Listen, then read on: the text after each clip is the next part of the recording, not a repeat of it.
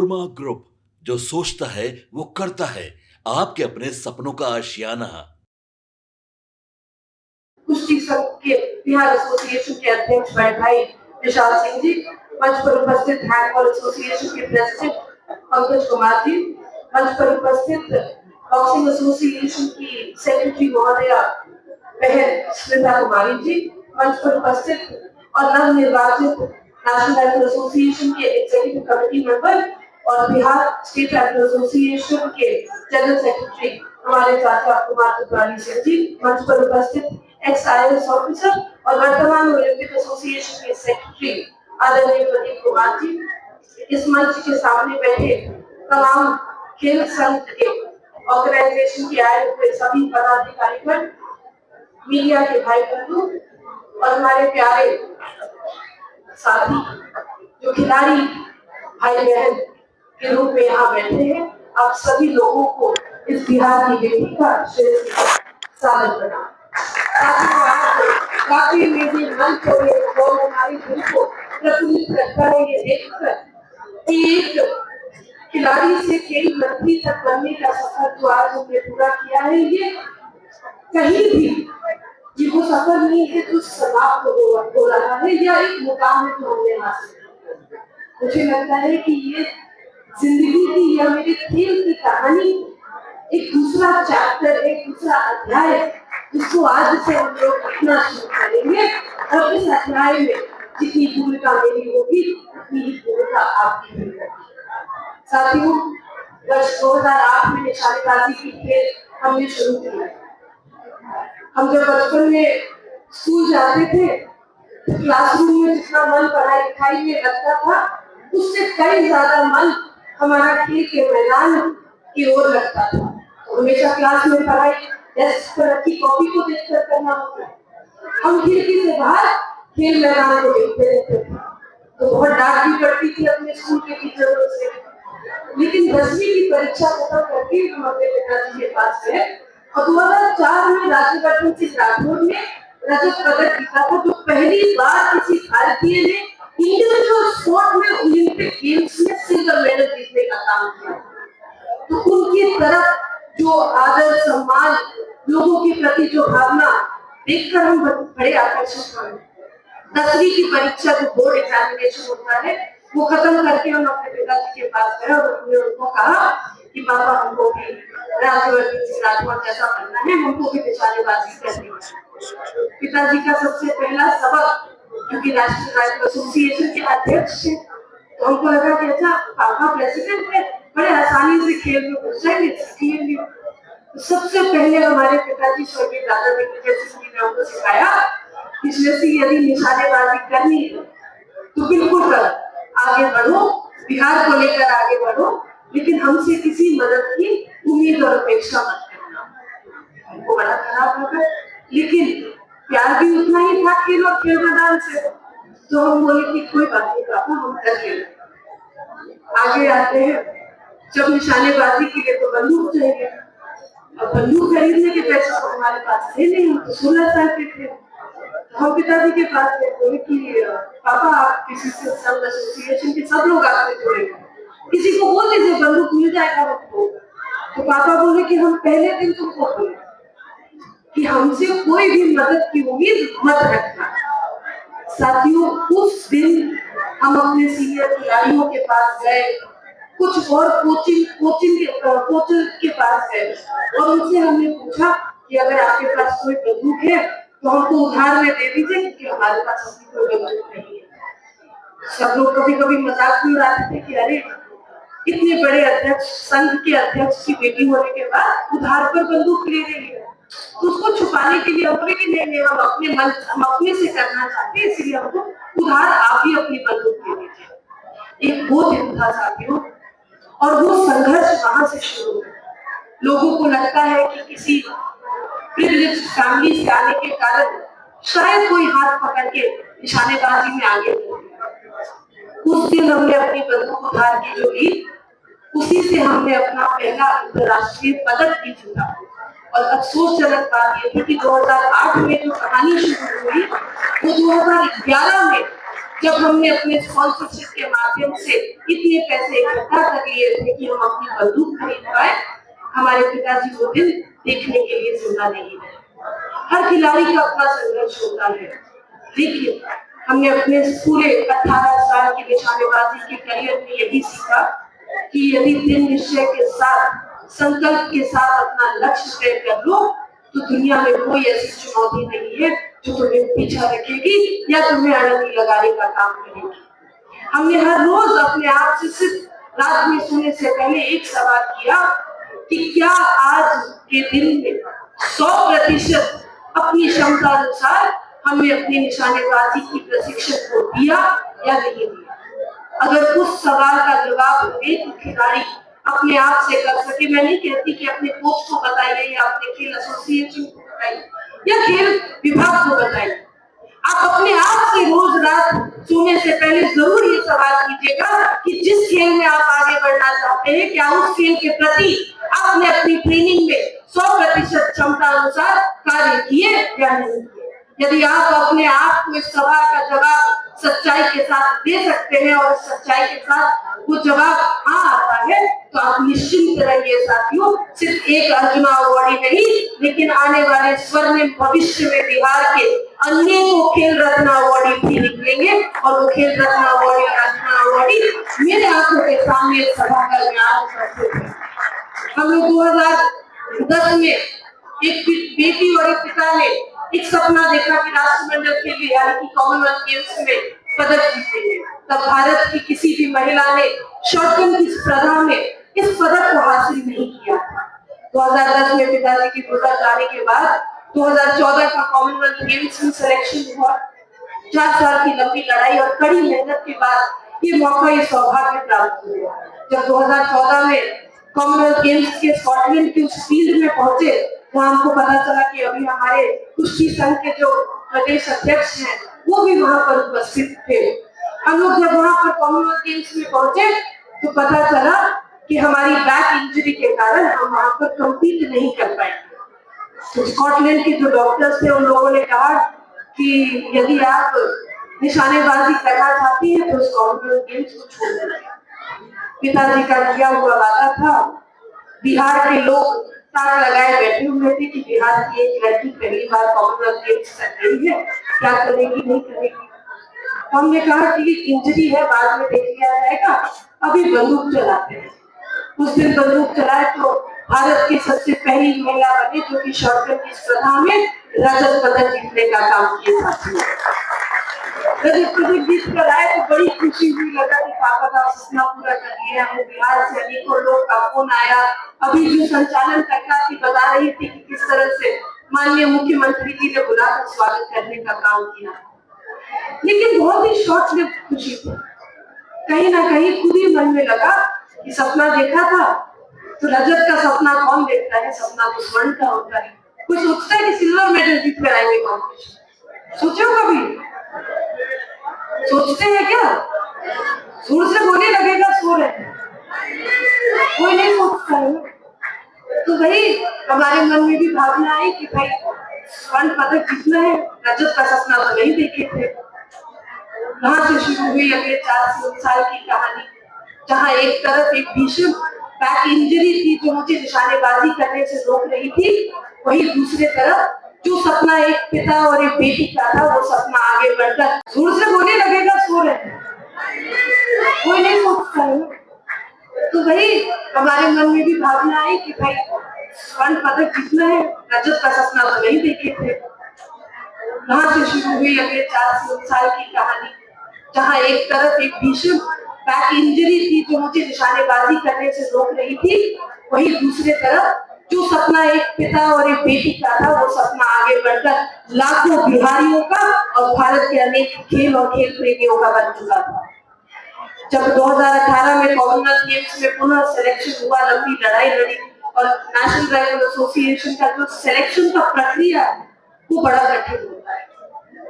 हर 2 महीने पर हम लोगों का सिलेक्शन प्रोसेस होता है और उस 2 महीने के खेल में पिछले 4 महीने का जो रिकॉर्ड होता है उसका लगातार रिव्यू करते हैं, उसका एवरेज स्कोर निकाला जाता है और तब जाकर हमारा चयन होता है।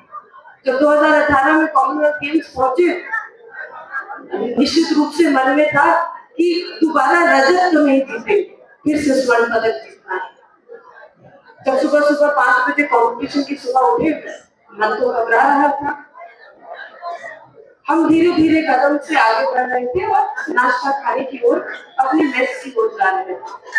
तभी हमने देखा कि बड़े मजबूती के साथ हमसे कदम मिलाकर कोई चल रहा है। तो हमने नजर उठाया नहीं, हमने बस देखा कि कोई मेरे साथ चल रहा है। जब उनके कदम साथ दिखे तो थोड़ा साहस आया कि तुम अकेले नहीं, तुम्हारे साथ लोग हैं। कुछ दूर और आगे चले तो मेरे बाएं हाथ पर मजबूती के साथ और 2 कदम पड़े, जो भी मेरे साथ कदम से कदम मिलाकर चल रहे थे। तो हमने उनके कदम भी देखे, फिर भी हमने नजर नहीं दिया और हम अपने नाश्ते की ओर बढ़ने लगे। कदम से कदम मिलाकर चलने का जो बल और साहस मुझे उस दिन सुबह 5 बजे का मिला, पता है किसका था साथी? मेरे दाहिने तरफ मेरे गुरु, मेरे कोच थे मनशेर सिंह जी, और मेरे बाएं तरफ खेल संघ का प्रतिनिधित्व कर रहे मेरे गेम के मैनेजर थे अमरजीत सिंह। और इन दोनों के कदम जब अपने खिलाड़ी के साथ आगे बढ़े, तब उस खिलाड़ी को विश्वास हुआ कि ये जो खेल और ये जो जंग में लड़ने जा रही हूँ, उसमें मैं अकेले नहीं हूँ। कहीं ना कहीं मेरे साथ एक बड़ी संख्या में, चाहे वो खेल और खेल संघ से जुड़े हो या खेल और खेल प्रेमी भारत और बिहार के हो, सब मेरे साथ चल रहे हैं।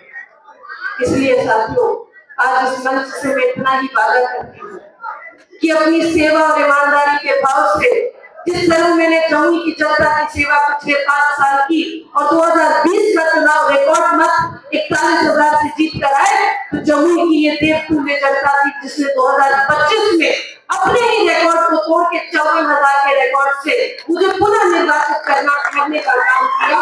मैं उस ईमानदारी और सेवा भाव की आज कसम खाती हूँ कि यहाँ सभागार में उपस्थित तमाम खिलाड़ी जो मेरे भाई बहन के स्वरूप है, उनसे कदम से कदम मिलाकर चलने का काम और अधिकार मेरा रहेगा। आप लोगों को किसी भी प्रतियोगिता में, किसी भी जंग में अकेला नहीं खड़ा होना पड़ेगा।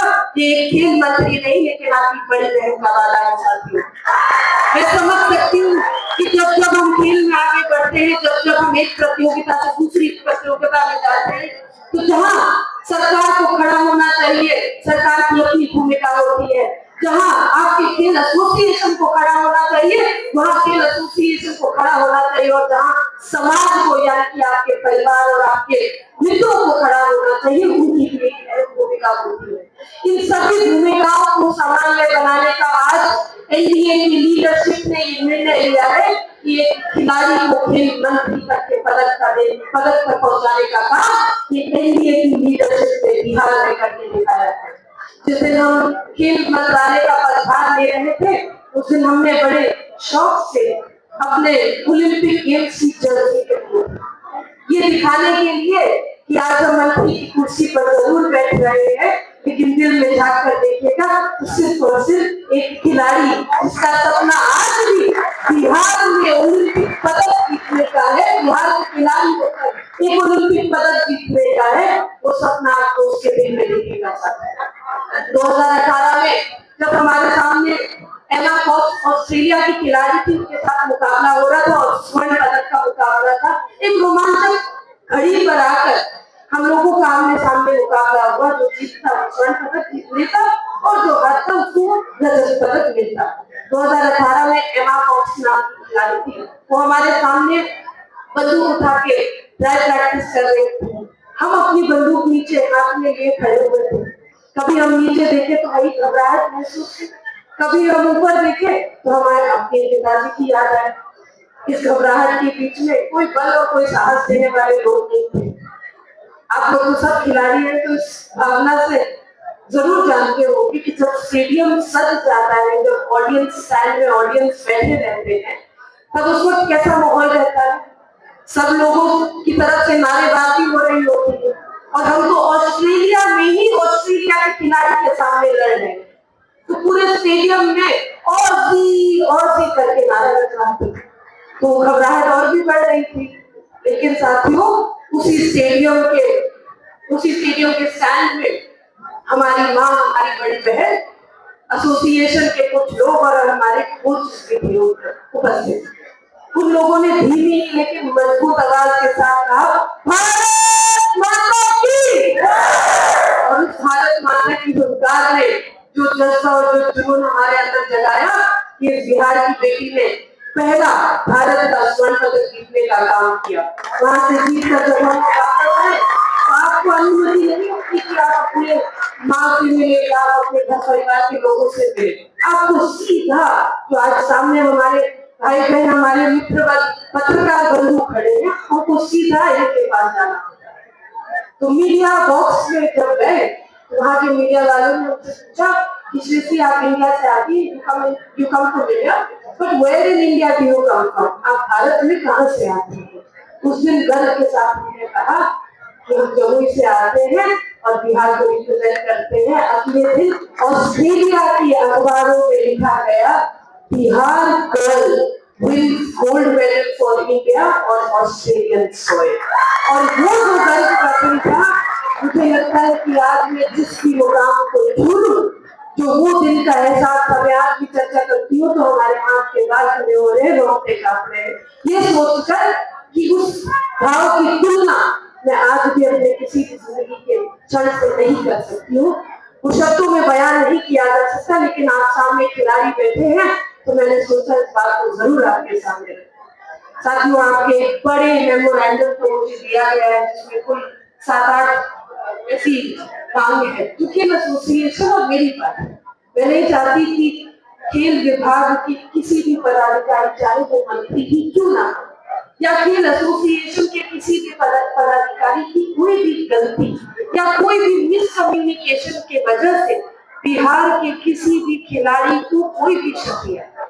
मैं आप लोगों से यही वादा करूंगी कि मैं ईमानदारी के साथ खेल विभाग, खेल प्राधिकरण और खेल संघ बिहार ओलंपिक एसोसिएशन के साथ समन्वय बनाने का काम करेगा। और एक सुंदर समन्वय इसीलिए बनेगा ताकि जो मेरा सपना है, जो आपका सपना है और जो इनका सपना है कि बिहार का खिलाड़ी ओलंपिक गेम्स से पहुंचे नहीं, पहुंचकर मेडल जीत कर आए, वो सपना हम पूरा कर सके। आपके सपनों को हमने सजाया है, ई होम्स पैनोरमा को हमने बनाया है। ई होम्स मेरा एक सपना था जिसपे मैं पिछले 4 साल से काम कर रहा था। हमने जो बनाया है वो सबने है माना। ई होम्स पैनोरमा में हो आपका भी आशियाना। और फाइनली हमने 2021 में इस प्रोजेक्ट को लॉन्च किया। बहुत लोग अप्रिशिएट कर रहे हैं कि पूर्णिया जैसे शहर में, बिहार के, एक तो बिहार की बात करें उसमें भी पूर्णिया जैसे छोटे जगह में इस तरह का लाइफस्टाइल देना, ये सुन के हम लोगों को बहुत अच्छा लगता है। ई होम्स में हमने कुछ और भी किया है, जैसे हम जिस जगह में रह रहे हैं हमारे फैमिली सिक्योर हो, उनको सिक्योरिटी का ध्यान में रखा है। आपकी सुविधा और सुरक्षा आपके लिए खास है, ये आपका विश्वास है। इसमें आर्टिफिशियल इंटेलिजेंस का 7 लेयर सिक्योरिटी का हमने इस्तेमाल किया है। लस ग्रीन कैंपस को बनाया है, यदि हमारा बाउंड्री वाल है तो वो वर्टिकल गार्डन है। ये जितनी भी फैसिलिटी होता है एक इंटरनेशनल टाउनशिप में ई होम्स है, ये हम लोग विश्वास नहीं कर पा रहे हैं। जो भी हमारे मित्र, दोस्त या जो भी हमारे बाहर के बाहर आते हैं तो हम लोगों को बहुत अच्छा सुनने को मिलता है और बहुत अच्छा क्रेडिट मिल रहा है। वो सारा हमने सिर्फ एक बिल्डिंग नहीं बनाया, हमें एक बहुत अच्छा लाइफस्टाइल दिया ई होम्स में, और मेरा एक सपना था जिसको मैं आज फुलफिल होते हुए देख पा रहा हूँ। ये आपका आवास है। ई होम्स पैनोरमा में अब आपका निवास है। E Homes Panorama, luxurious lifestyle redefined. Panorama group, जो सोचता है वो करता है। अगर ये वीडियो पसंद आई और वह बिहार के राजनीति और बिहारियत से सरोकार रखेनी तो सब्सक्राइब बटन दबा के चैनल के सब्सक्राइब कर ली। ओजे एगो घंटी बा, ओकरा बटन दबा देला से कुल सटीक और मारक खबर रुआ मुफ्त में मिल जाई। अगर रुआ पत्रकारिता के हमनी के नया प्रयोग में सहयोग कर चाहतानी तो ज्वाइन बटन दबा दी। पेटीएम नंबर नोट कर ली 9386816700।